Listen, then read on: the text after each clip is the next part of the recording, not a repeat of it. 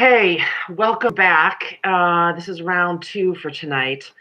Um, Earlier tonight, I shot another video that was about rage, and it was, an exploration on my part of just why I'm so fucking angry at what's going on politically, and more to the point, is that rage appropriate? Is it useful? Is it helpful? Is it something I want to keep doing? Is it better to change it? Um, and After some reflection and also a phone call from a friend who watched the video, um, what I come back to is that for me, and I'm going to go ahead and assert a lot of people, the rage is a direct result of, reaction to, feeling unsafe. And this isn't a brand new thought. Um, I've I started actually talking about this both in a couple videos and some streams, some threads, some conversation threads, uh, recently, of late, about feeling unsafe, and how it's like, okay, it's like kind of, I mean, to a certain extent, it's like psychology 101, right? When you feel attacked, you become defensive or aggressive.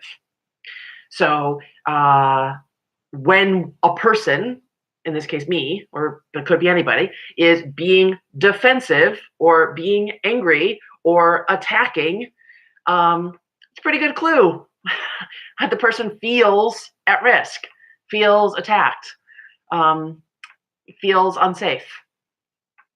And um,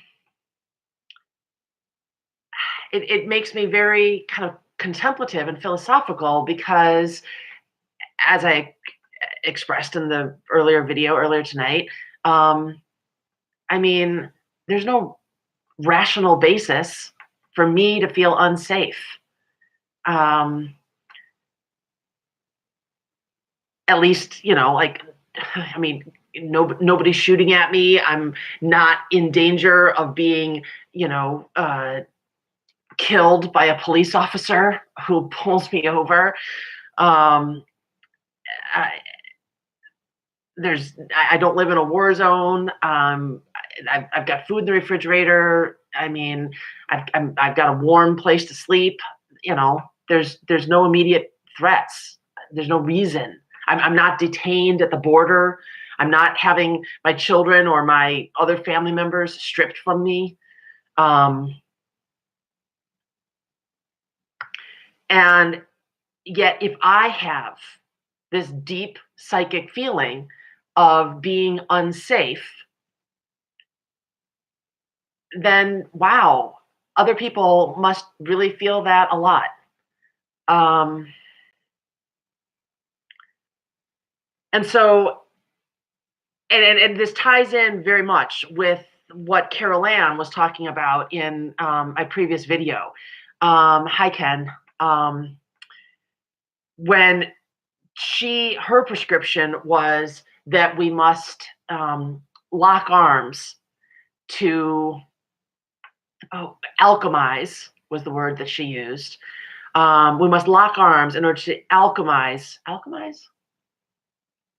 I think so. Anyway, our rage into a movement of forward progress. Damn, I should have written it down because when she said it, it was really super good. I can't remember it again.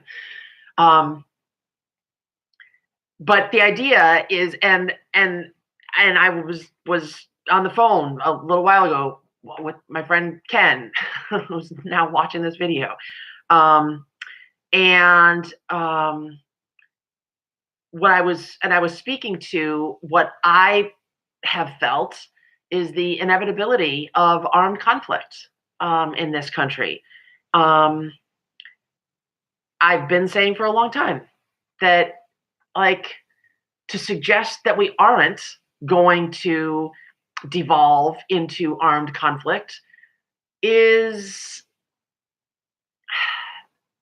evidence that you're not paying attention. as I've looked at it. Um, but um, what I said to Ken was that um, to the extent that it's true that just like the country was in 1859, 1860, in other words, when we like time was up as far as fucking slavery in this country, and there was no way that we were going to get out of it without a war. No way that it was just gonna. That Southerners were just going to give up their slaves. Um, we had to fight a war to get out of it, and so to the extent that in the similar way, we have at this point in this country, we're at lockheads as far as things that must now change and which aren't going to change unless the people that are holding the wrong position are forced to change. To the extent that all that is true, it's been my position, like, bring it. Like, what are we pussyfooting around for? Let's just do this already. And Ken's response to that was, well, okay, if what you want is to accelerate a transformation, what if it was possible to do that without bloodshed and military conflict? Because he made the good point that we are, in fact, entering a very new cosmic era in which we're a lot less about the earth and we're much more about the air. And I'm not going to go into the astrology of that tonight. But we're entering an era in which, hey, Max, good to see you. We're entering an era in which we are far more ruled by ideas and technology and communication. And those are far more powerful forces. And so I was journaling to myself and thinking about, well, what if it was possible to, and I found myself writing, and I was thinking a lot about women in these states that are passing these draconian abortion laws. And I was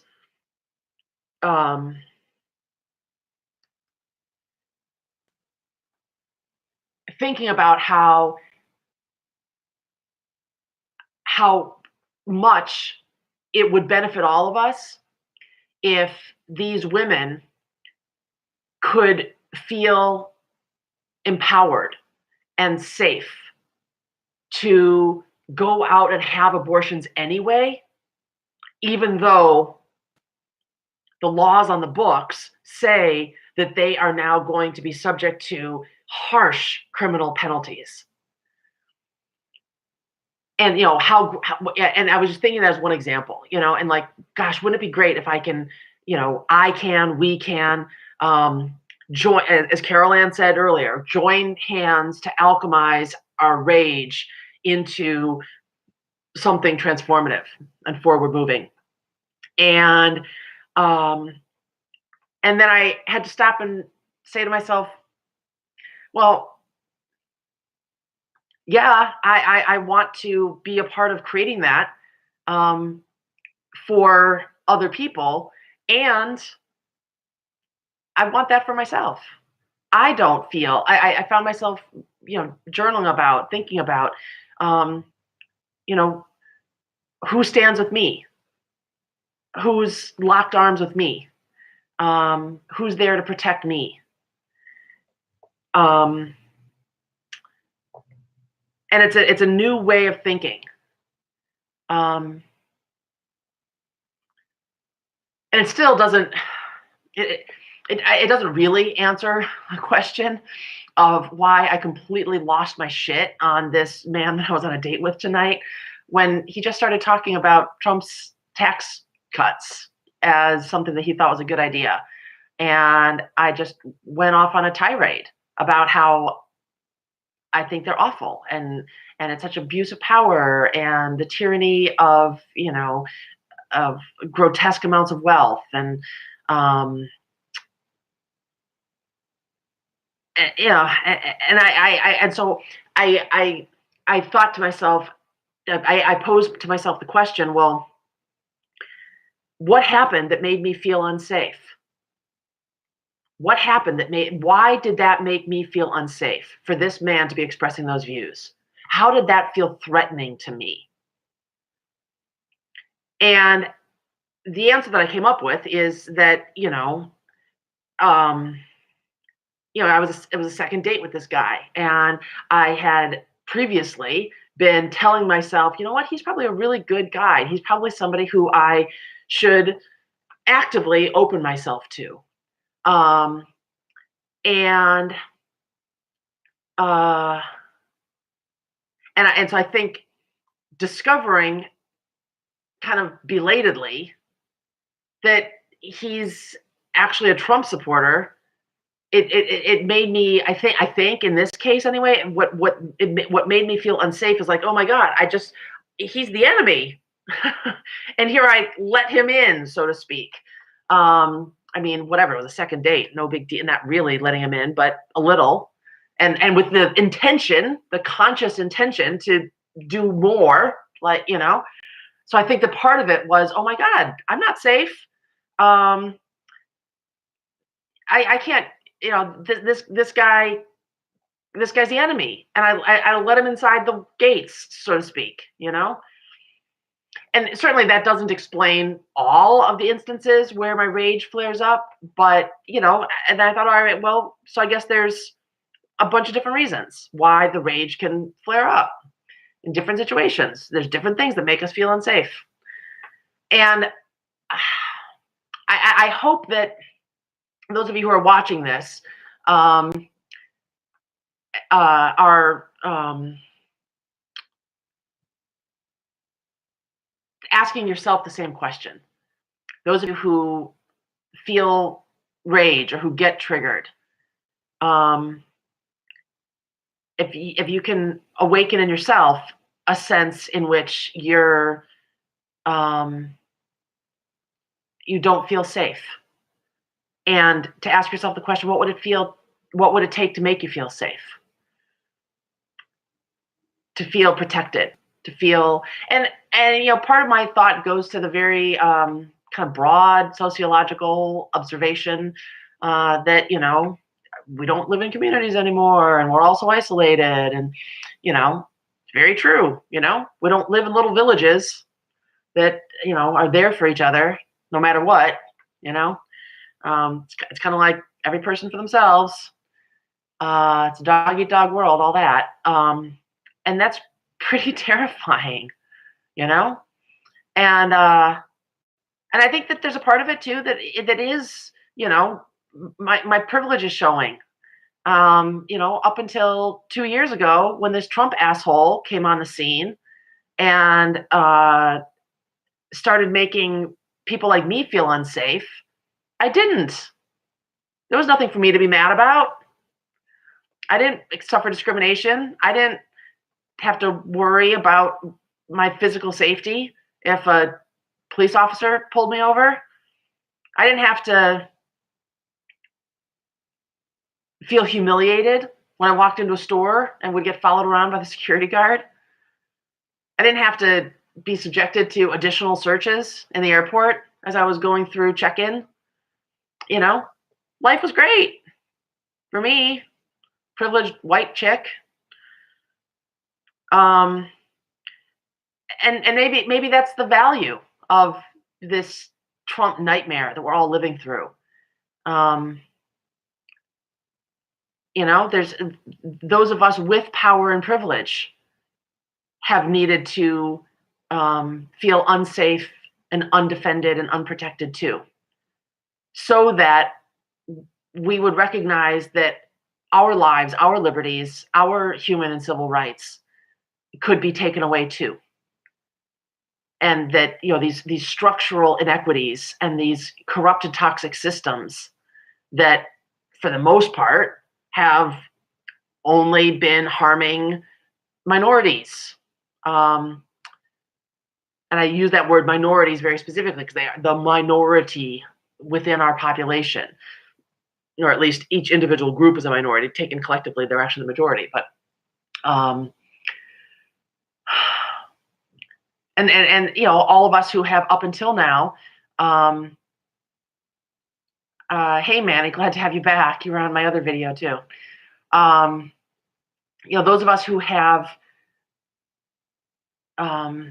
always thought we've taken this stuff for granted, like we're needing to wake up and smell the roses too. That these structural inequities create the opportunity for anybody to get trampled on. And we need it. I think we've needed to wake up, and all of us, we needed to have something at risk that was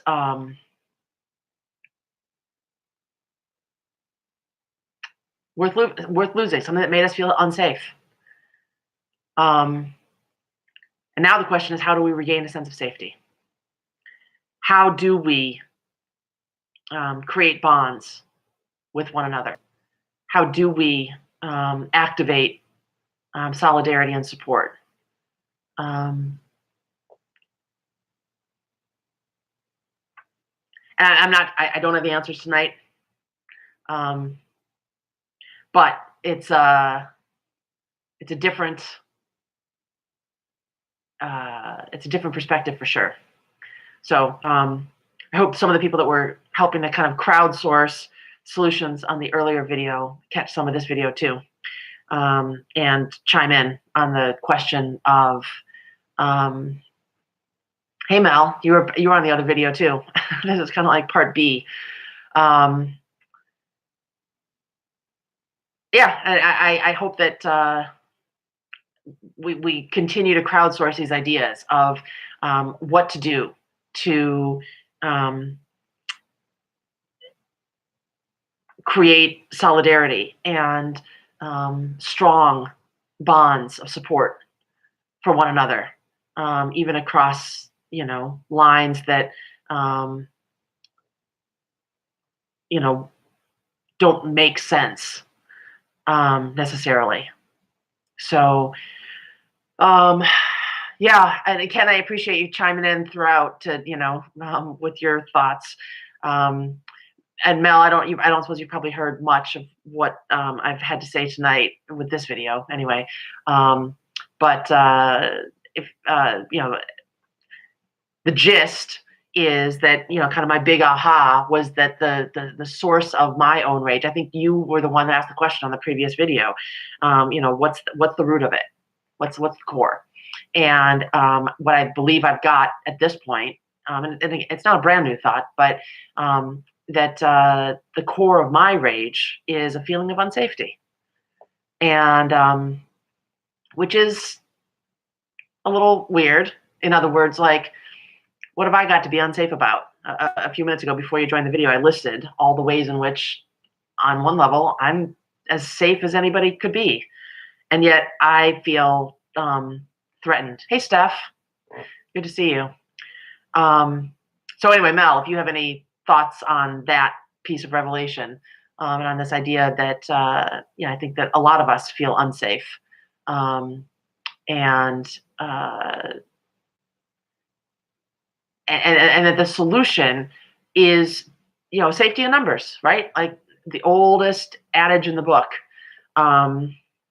safety in numbers. And if we can feel our unity, that's the way to go. And I think also I want to head towards wrapping this video up, but one last thing that's quite political in nature is that this also explains for me why I have felt so strongly that the best approach for Democratic candidates for 2020 is to go deeper into our own base and like fuck the independents and Trump voters. Fuck them. They're not us. They're not the ones who are. They're not the ones who are loyal and who are the ones from whom, with whom we can feel safe. We need to activate the people within our base who share our values, and get them inspired that that this is a team worth joining. Anyway, that feels like about it for tonight.